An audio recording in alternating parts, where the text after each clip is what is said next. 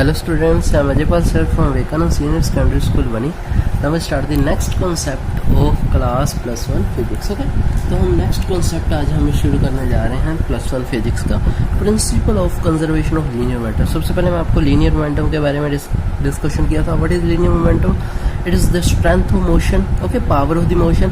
इसका मतलब क्या था? P is equal to m into v, ये था लीनियर मोमेंटम। ओके, कि कोई बॉडी जब मूव करती है तो उसके अंदर मास और वेलोसिटी का प्रोडक्ट उसका मोशन, उसकी स्ट्रेंथ ऑफ मोशन बनते हैं। तो आज हम इसके प्रिंसिपल करने जा रहे हैं, प्रूव करने जा रहे हैं कि लीनियर मोमेंटम बिफोर कोलिजन और आफ्टर कोलिजन कंजर्व रहता है। ओके, चलो हम स्टार्ट करते हैं।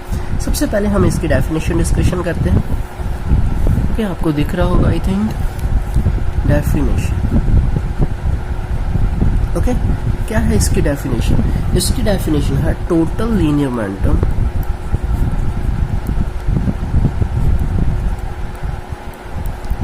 of an isolated system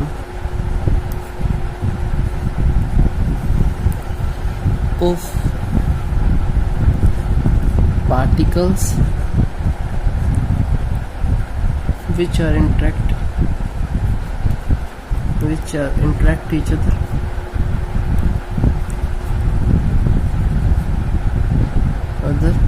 is constant. उनका मतलब है कि टोटल लीनियर मोमेंटम जो होता है किसी सिस्टम का, ओके, वो कांस्टेंट होता है। ऐसे ही है, देखो ये मैं बता रहा हूँ। यहाँ पे दो पार्टिकल हैं, यहाँ पे चुपचाप दो पार्टिकल पड़े हुए हैं, कुछ नहीं कर रहे हैं, रेस्ट पे हैं। इन दोनों का टोटल मैंने लीनियर मोमेंटम कैलकुलेट कर दिया और बाद में इन दोनों ने आपस में लड़ाई झगड़ा शुरू कर दिया। दोनों पार्टिकल टकराने लग गए। ओके, लड़ाई के बाद टकराने के बाद जब इनका लीनियर मोमेंटम देखा तब भी उतना था। ओके, मतलब कोलिजन और आफ्टर कोलिजन जो लीनियर मोमेंटम है वो सेम रहता है। वो हम आज प्रूव करने जा रहे हैं। तो चलो हम कंसीडर करते हैं, let us consider. Okay, proof करेंगे हम लोग। प्रूफ के अंदर हम कंसीडर करेंगे, let us consider an isolated system. सबसे पहले हमने एक आइसोलेटेड सिस्टम का मतलब पता होता है आपको क्या होता है? आइसोलेटेड सिस्टम एक ऐसा सिस्टम होता है जिसमें बाहर से कोई फोर्स नहीं आती, बाहर से कुछ नहीं आ सकता, बाहर से किसी साइड से कुछ उसका इंटरेक्शन नहीं है, सिर्फ उसका अंदर ही जो कुछ हो रहा है वो हो रहा है। इस आइसोलेटेड सिस्टम के अंदर दो बॉडीज पड़ी है, ए और बी, दो बॉडी पड़ी है। ओके, इनका इनिशियल लीनियर मोमेंटम जो है वो कितना है? सबसे हम यहाँ पे लिखते हैं P A, initial linear momentum first body का। Initial linear momentum of first body का इनिशियल लीनियर मोमेंटम है। और पी बी क्या होगा? Initial linear momentum of second body का इनिशियल लीनियर मोमेंटम होगा, पी ए और पी बी। अब उन्होंने क्या किया? लड़ाई झगड़ा शुरू कर दिया, कोलिजन करना शुरू कर दिया, कोलिजन आपस में टकराना शुरू कर दिया। इनकी बनी नहीं आपस में, ये कहते हैं कि हम एक दूसरे से लड़ाई झगड़ा करेंगे। ओके, या एक दूसरे से टकराना शुरू करेंगे। अब इनका चेंज हो जाएगा आफ्टर, मैं बीच में लिख देता हूँ आफ्टर कोलिजन इनका जो मोमेंटम है वो चेंज हो जाएगा, P A dash final linear momentum of first body after collision. Okay, और पी बी डैश क्या हो जाएगा?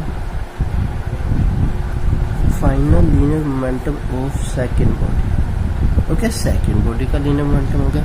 ये आपने दोनों क्या कर दिए, आपको पता चल गया कि दोनों क्या हैं।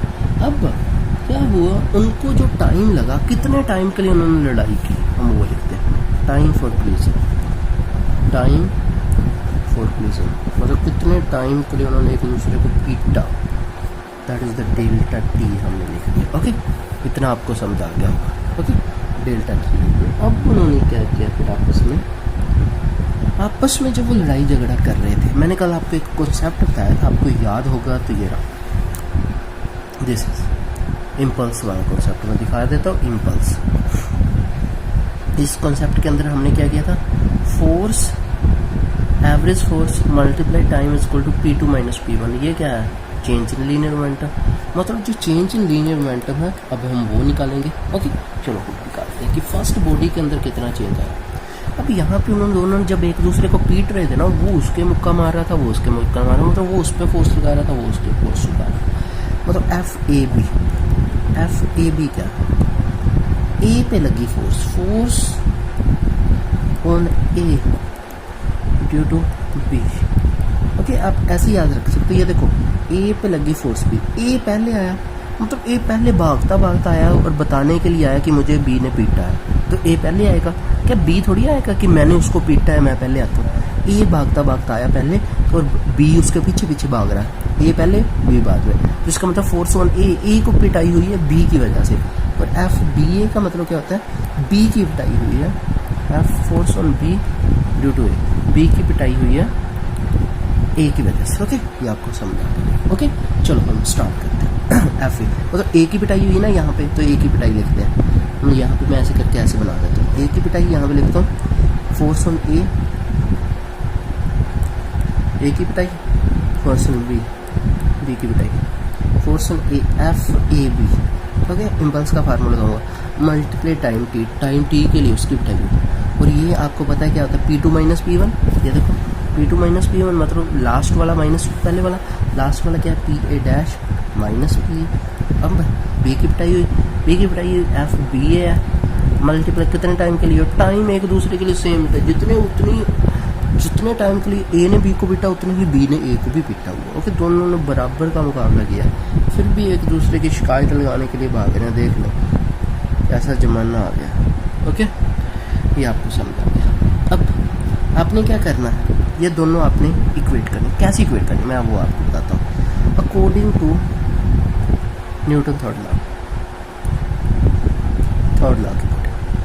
लॉ क्या बताता था? थर्ड लॉ ने बताया कि जब ए की पिटाई होती है, मैं थोड़ा सा इसको रोटेट करता हूँ ऐसे, उन्होंने बताया कि ए की पिटाई हुई है, बी ने की है, उतनी ही पिटाई। थर्ड लॉ क्या है उनका? जो जिसके पास वो भाग के गए हैं, मान लो पुलिस के पास गए हैं वो, तो थर्ड लॉ पुलिस है। पुलिस ने बताया कि जितनी ए की पिटाई हुई बी ने की है ना, उतनी ही बी की भी पिटाई हुई है ए ने की है। ओके, दोनों की पिटाई सेम की है। तो फिर उन्होंने बताया कि ए ने बी को पीटा और बी ने ए को पीटा, मतलब पिटाई सेम हुई है, बस उसने उसको मारा, उसने उसके मारा, तो यहाँ पे नेगेटिव आ गया। मतलब एक की उसने मारा, दूसरे मतलब एक दूसरे के इक्वल एंड अपोजिट है force, equal and opposite. Okay, कि उन्होंने दोनों के ही दोष निकाल दिए कि दोनों ही दोषी हैं, दोनों को पकड़ के जेल में डाल देते हैं, और दोनों को पकड़ के जेल में डाल दिया। ठीक है, नेक्स्ट फिर उनका क्या हुआ? जेल के अंदर उन्होंने क्या किया? F A B is equal to minus F B A, ये फोर्स बराबर किया। अब एफ ए बी की वैल्यू देखो, क्या एफ ए बी की वैल्यू यहाँ से P A dash minus P A by में डेल्टा टी आ जाएगा, डेल्टा टी इधर भी आएगा, डेल्टा टी उधर भी आएगा। चलो मैं लिखता ही हूँ delta T, P A dash minus P A by में delta. Okay, P B dash minus P B by में डेल्टा टी से डेल्टा टी कट गया। ओके, अब हमने क्या किया? अब हम फोर्स निकालते हैं। ये देखो, यहाँ पे पी ए डैश है, यहाँ पे पी ए। अब मैंने क्या किया? इस माइनस वाले को उधर ले गया, पी ए डैश इधर है। अब इधर से मैं किसको लेके आया? पी बी डैश को। ओके, आपने क्या करना है? यहाँ पे माइनस तो हम भूल ही गए लगाना, माइनस तो आएगा ना। ओके, माइनस नहीं लगाना, चलो इसको माइनस को भी सोल्व करें। बाय में डेल्टा टी, माइनस के अंदर P B dash plus P B by में डेल्टा टी, तो कट्टी हो गया। ओके, डेल्टा टी तो हमने काट ही दिया। चलो अब क्या करना है? पी ए डैश इधर है, माइनस का इधर प्लस आ गया पी बी डैश, मतलब पी ए किधर है, पी बी किधर है। कहने का मतलब जेल, ये सब कुछ हुआ जेल के अंदर। कहने का मतलब जेल के अंदर वो दोनों के अंदर सुलह होगी, कहते हैं हमने दोनों एक दूसरे को बराबर पीट ही दिया, रिनोमेंट ऑफ कंजर्व आ गया। ये देखो, पीटने से पहले भी दोनों फ्रेंड से, पीटने के बाद भी दोनों फ्रेंड बन गए। ये डैश डैश क्या है? पीटने के बाद, कोलिजन के बाद, मतलब कोलिजन से पहले linear momentum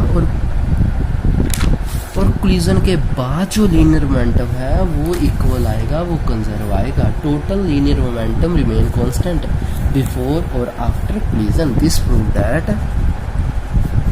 proves that total linear momentum before or after collision, before and after collision remain constant। तो ये आपका कॉन्सेप्ट था और ये समझा कि नहीं ये सारा क्वेश्चन। ओके, चलो नेक्स्ट हम इसकी प्रैक्टिकल एप्लीकेशन करते हैं। Practical applications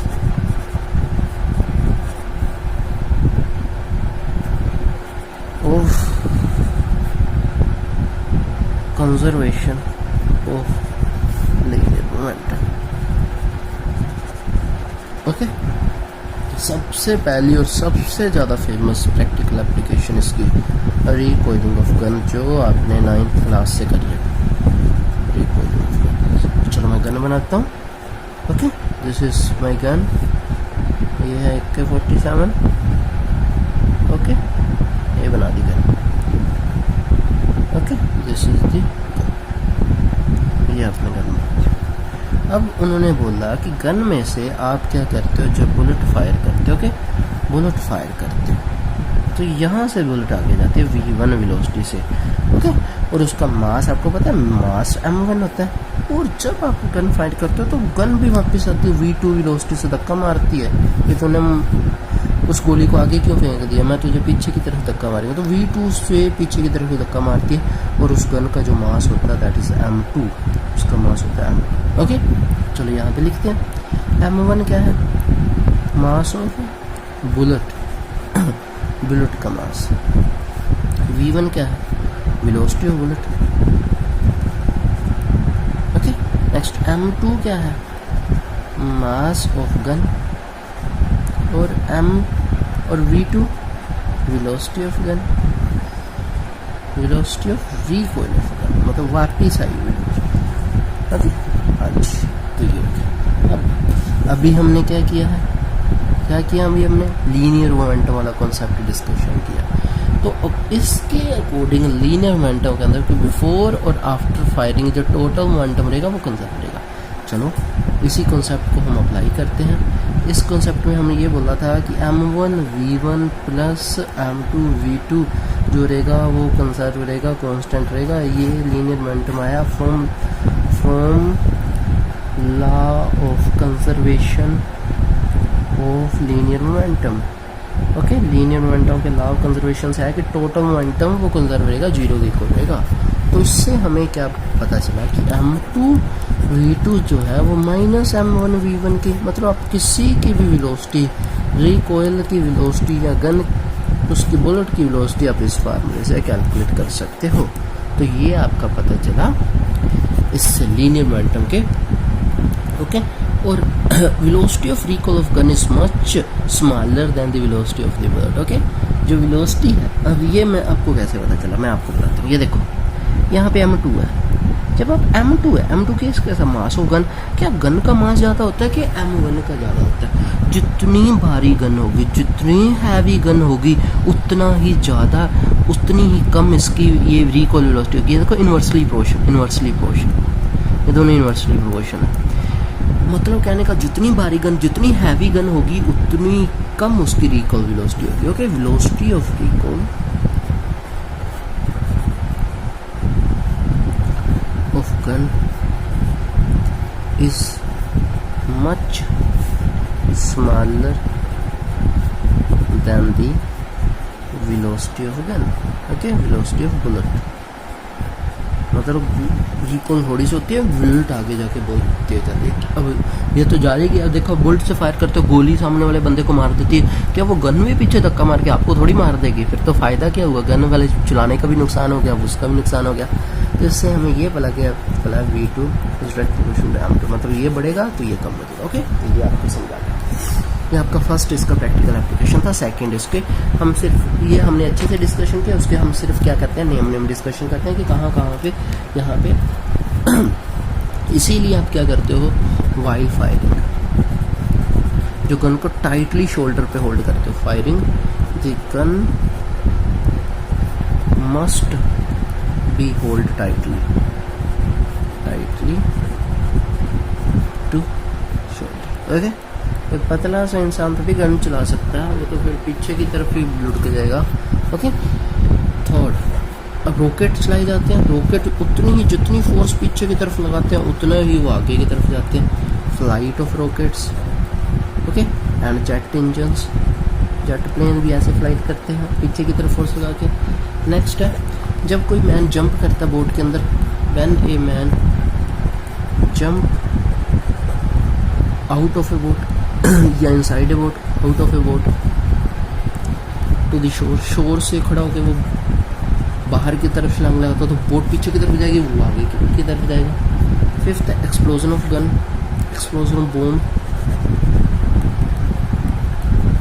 okay bomb explode करता है, कैसे करता है बॉम्ब एक्सप्लोड, ये देखो ये पार्टिकल बॉम्ब्स के अंदर भरे पड़े हैं, समझेगी। पार्टिकल कितने भी, मान लो हम 3 पार्टिकल लेते हैं। First particle m1 v1 velocity, m2 v2 velocity, m3 v3, ये क्या m क्या मास फर्स्ट पर, velocity mass, velocity mass velocity, okay.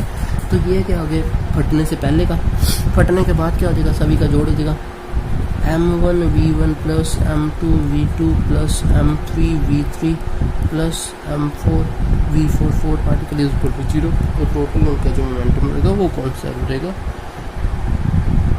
Okay.